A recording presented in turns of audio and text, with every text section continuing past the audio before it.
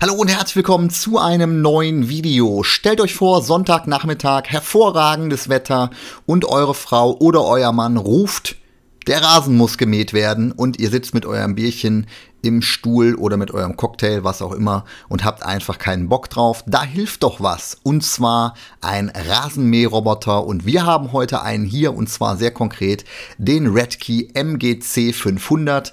Ein sehr, sehr günstiger, also zumindest im Vergleich, Rasenmäherroboter, der euch quasi die Möglichkeit bietet, dass ihr nicht mehr selber Rasen mähen müsst, sondern dass quasi ein System für euch das Ganze übernimmt mit App und so weiter und so fort. Wir schauen uns das Ding einmal an.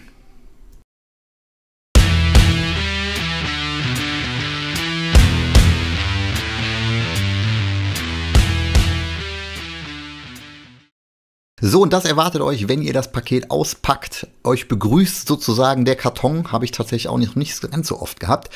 Und ihr bekommt direkt einen Überblick, was in der Box drin sein sollte. Damit seht ihr auch sofort, falls irgendwas fehlen sollte. Ihr seht hier ganz viele verschiedene Komponenten. Und bevor ich euch das Ganze jetzt hier mit der Kamera auspacke, lege ich jetzt gleich einfach mal alles nebeneinander und wir gucken uns an, was denn alles im Karton drin ist. Hier sehen wir es. Wir haben jetzt hier einen Überblick über die Bestandteile, die quasi gerade eben schon draußen erklärt wurden. Was haben wir hier? Einmal ein Quick Start Guide mit Bedienungsanleitung. Tatsächlich in diesem Fall auch durchaus sinnvoll, sollte man im Zweifel mal reingucken. Die ausführliche Bedienungsanleitung. 2 Halterungen für die Basisstation. Die müsst ihr quasi in den Boden packen, damit die Basisstation entsprechend hält. Ihr könnt hier die Abstände messen, die ihr gegebenenfalls zwischen Kabel und Basisstation und ähnlichem braucht. Hier ist übrigens das Kabel. Das System ist ja ein kabelgebundenes, also sprich es reagiert auf dieses Kabel. Das zeige ich euch dann später nochmal. Da oben habt ihr gerade gesehen, haben wir noch Halterungen für das Kabel, welches ihr dann verlegen müsst. Wir haben die Basisstation, die das Ganze auflädt und in die quasi auch dieses Kabel reingepackt wird. Wir haben noch zusätzliche Halterungen für die Basisstation rechts oben. Stromkabel, Verlängerung ist mit dabei. Hier oben das eigentliche Netzteil, unten drunter, wie gerade eben schon gesagt, das Verlängerungskabel, damit ihr noch weiter raus in euren Garten könnt. Ersatzklingen sind auch mit dabei, ich glaube 6 Stück an der Zahl, und hier oben dann die eben schon angesprochenen zusätzlichen, wie sagt man, Bodenhaken oder wie auch immer man die Dinger nennt, und ansonsten noch hier diese kleinen blauen Teile. Das ist, wenn mal das Kabel, welches ja außen rumgelegt wird, genau dieses hier, wenn das mal durchbrochen ist oder ihr es getrennt habt und wollt es wieder zusammenfügen, könnt ihr das mit diesen Schellen machen. Und dann natürlich unser eigentliches Gerät, der Redkey MGC 500, der Mähroboter. Und den gucken wir uns jetzt im nächsten Schritt mal im Detail an. So, da ist er. Wir haben hier in grau gehalten, grau-schwarz. Optisch finde ich es persönlich ganz ansprechend. Hier vorne diese 2 Klappen, die sind nachher dazu da, dass der Rasenmäherroboter an die Ladestation heranfahren kann. Hier vorne haben wir die Sensorik verbaut. Die ist normalerweise auch noch geschützt mit zusätzlicher Folie. Habe ich jetzt natürlich etwas abgemacht. Dann haben wir hier hinten den Antrieb. Der ist mit groben Stollen versehen. Zeige ich euch gleich, wenn wir von unten gucken nochmal. Aber die Stollen sind tatsächlich auch für tieferen Boden durchaus geeignet. Auf der Rückseite ist da nichts mehr groß. Das ganze obere System ist so ein bisschen schwingend gelagert. Das heißt, wenn ihr irgendwo gegenfahrt, wird das Ganze auch erkannt. Zeige ich euch aber später im Video dann auch nochmal. Hier oben drauf dann die Bedieneinheit und auch die Regensensorik. Einmal die Stopptaste, Sicherheitsmechanismus, zeige ich euch auch im späteren Verlauf noch. Und oben halt das Display mit den 3 Knöpfen. Ist jetzt natürlich noch nicht eingeschaltet, deswegen seht ihr da noch nichts.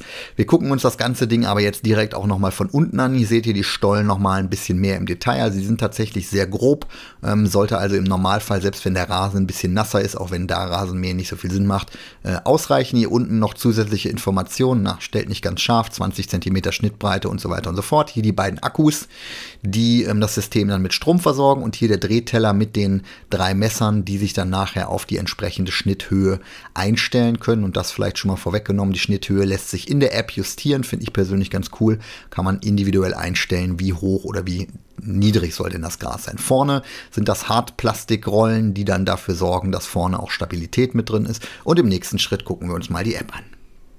Ihr könnt auch Teile natürlich über die Bedienelemente steuern, aber wesentlicher Bestandteil ist natürlich die App, wo ihr zum Beispiel weitere Mähoptionen einstellen könnt. Ihr könnt hier verschiedene Fahrmodi aktivieren. Wieder soll jetzt der Redkey quasi euren Rasen bearbeiten, starten, das ganze Ding nach Hause schicken. Ihr seht den Akkustand und ihr könnt natürlich noch verschiedenste Einstellungen vornehmen. Zum einen logischerweise eine der Kernfunktionen aus meiner Sicht, ein Zeitplan, wann soll der Redkey MGC 500 halt eben für euch quasi den Rasen mähen. Das lässt sich hier einstellen mit Uhrzeit und Datum. Wir können die Schnitthöhe einstellen, wie ich persönlich finde, ganz komfortabel in der App. Lässt sich hier konfigurieren. Wollt ihr hohes Gras oder etwas niedrigeres Gras? Man hört richtig dann auch, wie der Teller quasi sich bewegt, wenn man das Ganze umstellt. Das Mähprotokoll ist jetzt hier bei uns logischerweise leer, weil ich bisher noch nicht damit gemäht habe, denn wir gucken uns ja gerade erstmal nur den ersten Schritt an.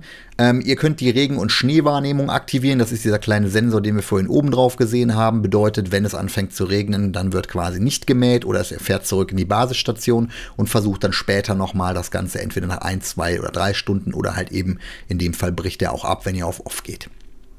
Gut, was haben wir sonst noch für Möglichkeiten? PIN-Code ist so ein kleines Sicherheitsmerkmal, welches am Roboter selber eingestellt werden kann. Könnt ihr hier zurücksetzen. Firmware-Update dürfte, denke ich, für alle klar sein. Da lässt sich die Firmware des Gerätes updaten.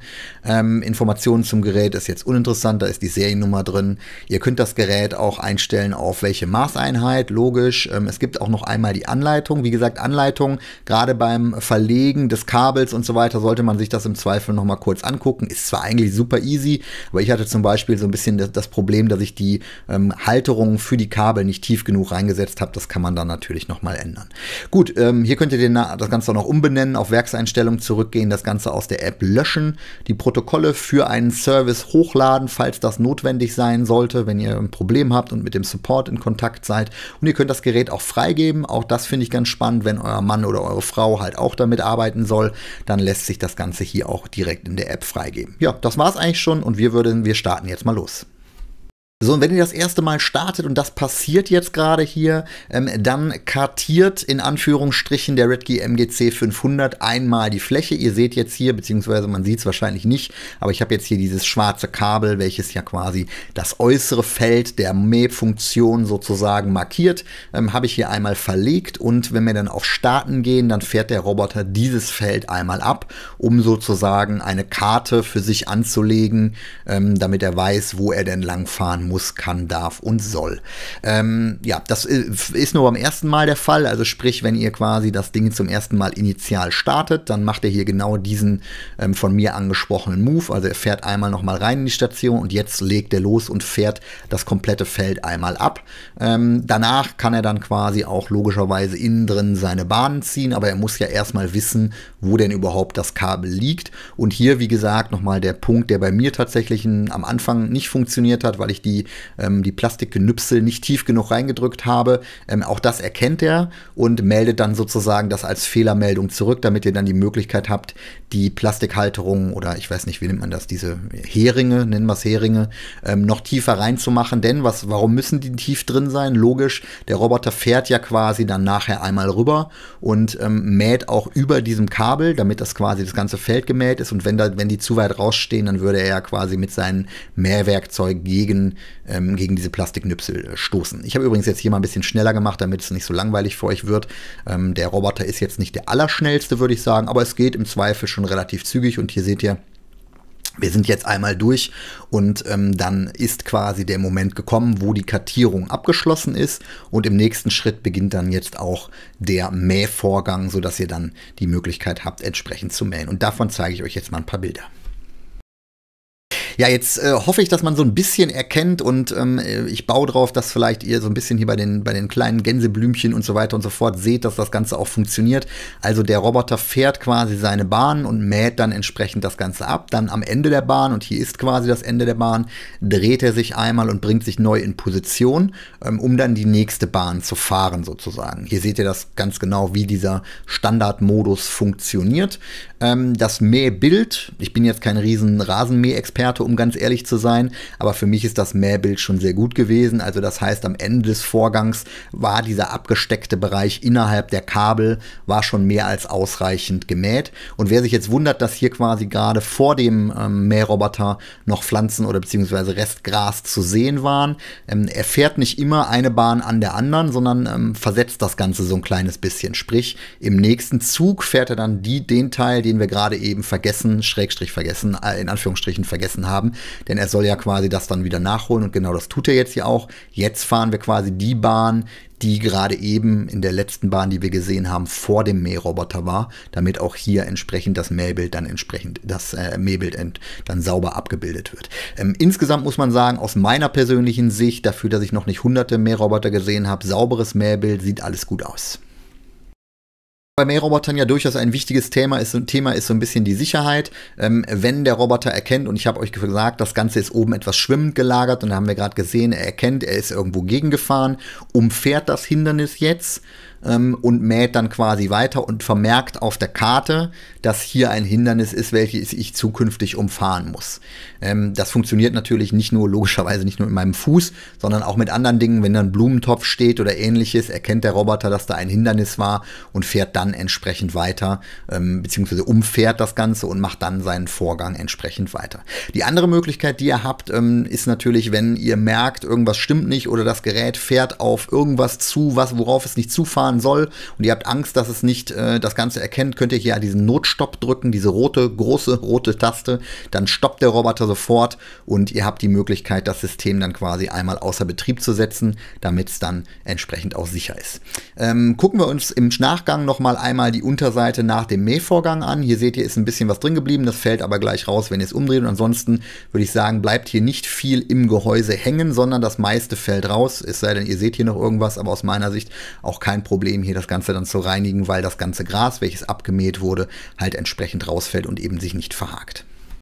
Ja, mein persönliches Fazit zum Redkey MGC 500. Ich muss sagen, für den Preis finde ich das Ding richtig gut. Es ist natürlich noch mit einem Begrenzungskabel oder Begrenzungsdraht verbunden. Das bringt einige Vor-, aber auch einige Nachteile mit sich. Die drahtlosen Geräte sind deutlich teurer. Also wenn ihr da das miteinander vergleicht, macht es nicht so viel Sinn. Akkulaufzeit geht in Ordnung, Mähbild geht in Ordnung und wie gesagt, Preis aus meiner Sicht sehr attraktiv. Aber am Ende muss es natürlich jeder für sich selber wissen. Danke euch fürs Zusehen und Alexa, komm raus.